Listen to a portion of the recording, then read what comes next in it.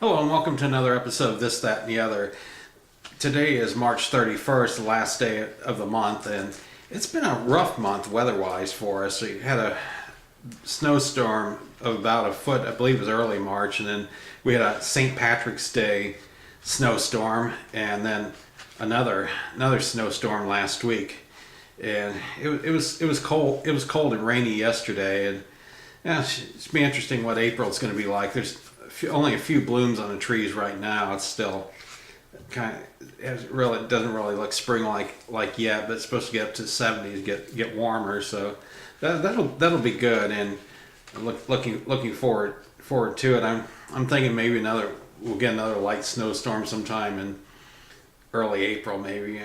It's happened before, but anyway, what I'm going to be talking about today is the Okinawa reversion, where the United States gave Okinawa back to Japan. And a little information from Wikipedia: the reversion is an agreement between the United States and Japan in which the United States relinquished in favor of Japan's all rights and interests under the Article 3 of the Treaty of San Francisco obtained as a result of the Pacific War.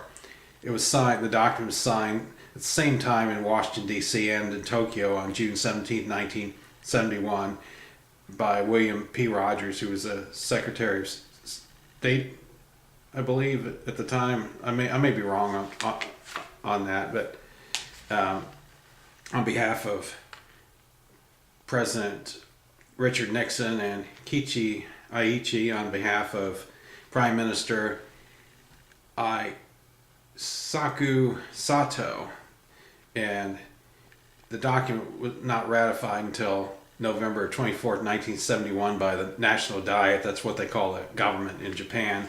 But the actual reversion that happened in Okinawa was May 15th of 1972. I remember it, and we came to Okinawa in 1971, and the agreement was split up into 9 major articles, and America returned control of the Ryukyu Islands and the Daito Islands, also known as the Okinawa Prefecture, to Japan if the United States Armed Forces could occupy Okinawa as well as have access to its facilities. The United States maintained a large military presence in Okinawa because its strategic location and intense fighting made it known as Keystone of the Pacific during World War II. I remember prior to reversion, the yellow license plates that were on the cars that said Keystone of the Pacific. After that, they were white license plates with green writing, and there's Japanese characters on the top.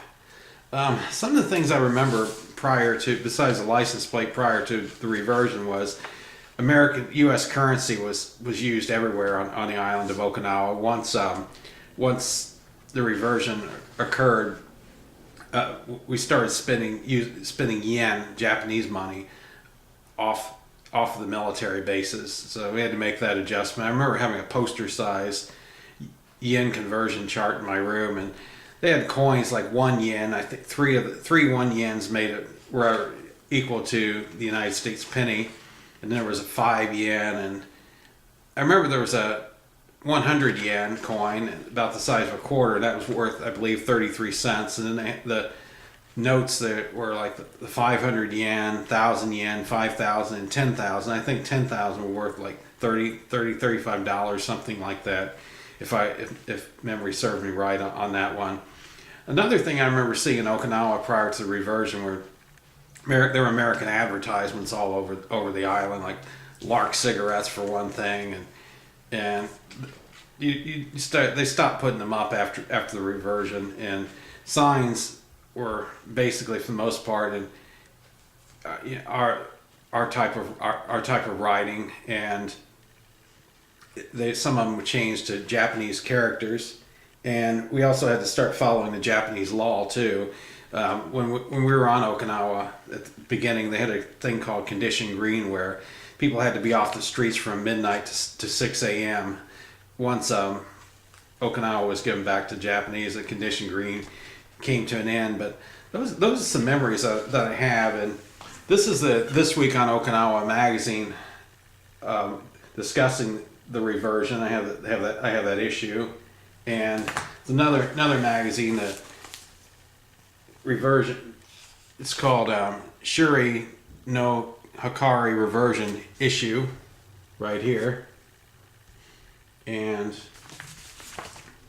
at the time of the reversion, commanding general on the island of Okinawa was General Lampert. That was a general. I remember he was later followed by General Maples, and then there was General David, and then General Robinson, all the way up to the point where we left the island. But at the time, they used to have lieutenant generals, and then after in command, and then after that, it was a couple of major generals, and then Roscoe Robinson was a brigadier general, and I believe was up for the rank of major general. I believe he later became a 4-star general at the end. But this is a little information on what I remember of the reversion, and there were some adjustments that we had to make, and I'm sure there were other changes too that I just don't remember. I was in grade school at the time